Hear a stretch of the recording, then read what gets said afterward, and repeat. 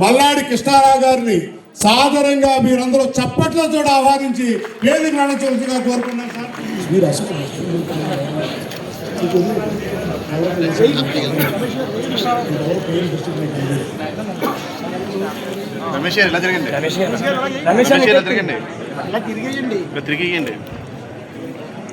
ఈరోజు మరి కాకినాడ ఉమ్మడి తూర్పుగోదావరి జిల్లా సంక్రాంతి ఇంప్లిమెంట్ చేయాలి, ఏం అడగాలనే విషయాల్లోకి వచ్చేటప్పటికి ఒక కాకినాడ డిక్లరేషన్ అనేది తయారు చేశాం. వారికి సాలువతో సత్కరించాల్సిందిగా కోరుతాను. అదేవిధంగా ఈనాటి ఈ కార్యక్రమంలో డిక్లరేషన్ కూడా పప్పు దుర్గా రమేష్ గారు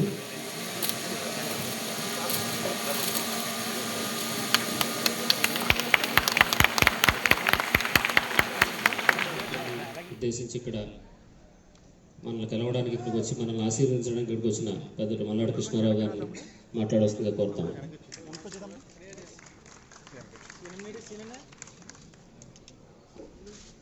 అందరికీ నమస్కారం.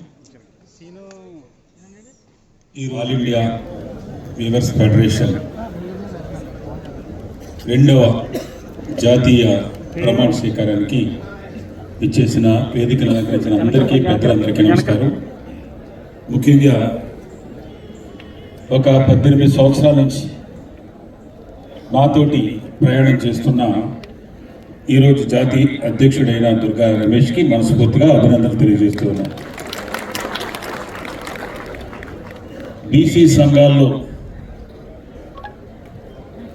ముఖ్యంగా ఉమ్మడి ఆంధ్రప్రదేశ్లో కానీ ఉన్న సమస్యల మీద ప్రజా జీవితంలోకి వచ్చిన రోజు 1989 డిసెంబర్ 21, అంటే 37వ సంవత్సరం నడుస్తూ ఉంది. దాంట్లో ఈ స్టేజ్ మీద ఉన్న పెద్దలు చాలామంది నాతోటి ఆ రోజు నుంచి ప్రయాణం చేస్తూ ఉన్నారు. ఈవేళ జాతీయ అధ్యక్షుడైన దుర్గా రమేష్ 18 సంవత్సరాల నుంచి పనిచేస్తూ ఉన్నాడు. 139 కులాలు ముఖ్యంగా ఉన్న సమస్యల్ని ఆయా రాష్ట్రాల్లోనూ, అలాగే జాతీయంగా కూడా నేను కూడా ఒక 7-8 రాష్ట్రాల్లో బీసీ వర్గాలకు సంబంధించిన నాయకులతోటి, ఆ ఉన్న సంఘాలతోటి, ఇటు రాష్ట్రాలతోటి, కేంద్రంతో కూడా అనేకమైన సందర్భాల్లో సమస్యలు తీసుకెళ్ళి కొన్ని సమస్యల్ని సాధించుకోవడం, కొంత మనకు నష్టం జరిగేదాన్ని నష్టం జరగకుండా చూసే బాధ్యతను కూడా కొన్ని తీసుకుని ఉన్నాం. ఈరోజు మీతోటి ఇక్కడ చాలా సంతోషంగా ఉంది. ఎందుకంటే ఏదో ఒక కులం, నేను జాతీయ అధ్యక్షుడిని, నేను జాతీయ వైస్ ప్రెసిడెంట్ని అని చెప్పేసి వారే ప్రకటించుకునే చాలా సంఘాలను చూసాం. కానీ ఇక్కడ చేనేత సంఘం, మరి ఈ ఫెడరేషన్ అన్ని రాష్ట్రాల్లో నుంచి ఉన్న వారందరినీ ప్రతినిధులు పిలుచుకుని దానికి ఒక అధ్యక్షుడి గాను, ఒక వైస్ ప్రెసిడెంట్ గాను, లేదంటే ఒక సెక్రటరీ గాను, ఒక క్యాషియర్ గాను, ఒక ఎగ్జిక్యూటివ్ కమిటీగా పెట్టుకున్న పర్ఫెక్ట్గా 100% ఉన్న సంఘంగా ఈరోజు ఇక్కడ చూడడం నాకు చాలా సంతోషాన్ని ఇస్తుంది. ముఖ్యంగా మీలో ఒకటిగా ఇన్నాళ్ళు ఏంటంటే ఒక బీసీ నాయకులు అని చెప్పేసి మనకు ఉండేది. ఇందులో మేము చేసిన ఒక చిన్న తప్పు చేసాము అని చెప్పేసి అనిపిస్తుంది. లాస్ట్ ఒక 5 సంవత్సరాల నుంచి 10 సంవత్సరాల నుంచి చూస్తే గతంలో సబ్ క్యాస్ట్లు ఉన్న ప్రతి కులానికి కూడా వారు వృత్తులు, ఒక మత్స్యకారుడు ఉన్నది 14 సబ్ కులాలు ఉన్నాయి. ఇప్పుడు మన చేనేత ఉన్నది 18 ఉన్నాయి. ఈ కులాలకి సంబంధించిన బడ్జెట్ ప్రొవైడ్ చేయండి, ఈ బడ్జెట్ కావాల్సిన వాళ్ళని ఆ సబ్ కులాల నుంచి కూడా ఒక్కొక్క చైర్మన్ ఏర్పాటు చేయండి, కమిటీ ఏర్పాటు చేయండి అని ప్రభుత్వానికి దగ్గరగా ఒక 20 సంవత్సరాల నుంచి కోరుతూ ఉంటే గత 10 సంవత్సరాల నుంచో 12 సంవత్సరాల నుంచో కొన్ని విడదీసి వచ్చింది. కానీ మేము బాగా తప్పు చేసామని ఎందుకు అనిపిస్తూ ఉందంటే, బీసీ అన్నది ఆ కాన్సెప్టే పోయింది.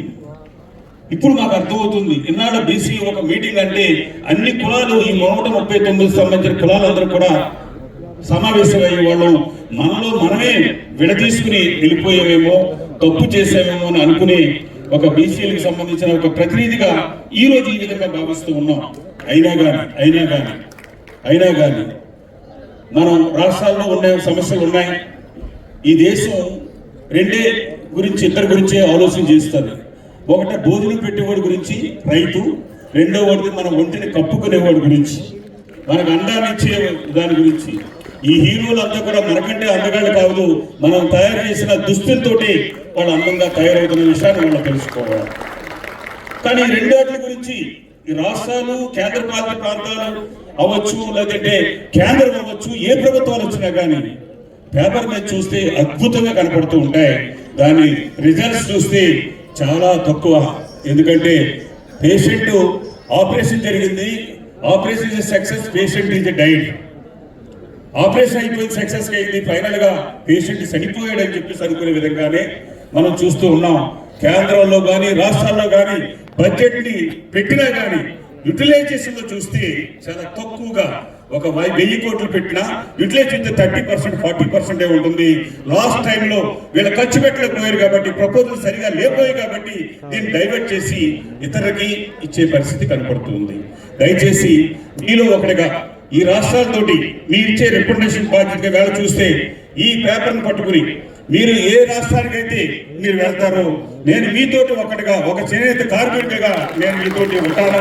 అలాగే భారత ప్రభుత్వంతో ఎప్పుడు మీరు వచ్చినా కానీ, మీకు మీటింగ్ ఏర్పాటు చేయడంలో కానీ, మీతో నేను రావడానికి కానీ, మీ టైం ఫిక్స్ చేయడం కానీ నేను తప్పనిసరిగా మీరు ఒకటిగా నిలబడతారని చెప్పేసి ఈ సభాముఖంగా మీకు అందరికీ కూడా హామీ ఇస్తూ, మీరు ఈ కమిటీ 2 సంవత్సరాలు ఎలాగైతే హామీని ఇక్కడ ప్రమాణ స్వీకారం చేశారో, నాకు ఒళ్ళు ఇవాళ నాకు 62 సంవత్సరాలు.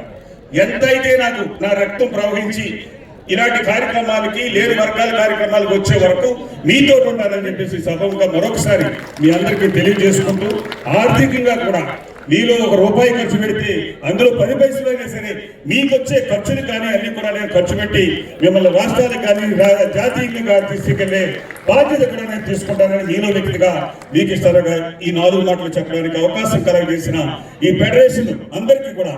ఎందుకంటే వెళ్ళిపోయిన కమిటీ అన్నది పెట్టుకోవద్దు, స్టార్ట్ చేసిన కమిటీ, పురాణ కమిటీ, దాన్ని నడిపించే విధంగా మనం ముందుకి తీసుకెళ్లి మనం చేయలేని పనులు కూడా చేసే విధంగా, మిగతా వాళ్ళని నడిపించే విధంగా అందరూ కూడా సహకరించండి. మీలో ఒకటిగా నేను కూడా మీకు సహకరిస్తానని చెప్పి తెలియజేసుకుంటూ మీకు ఇష్టంగా విధంగా సెలవు తీసుకుంటున్నాను. Thank you.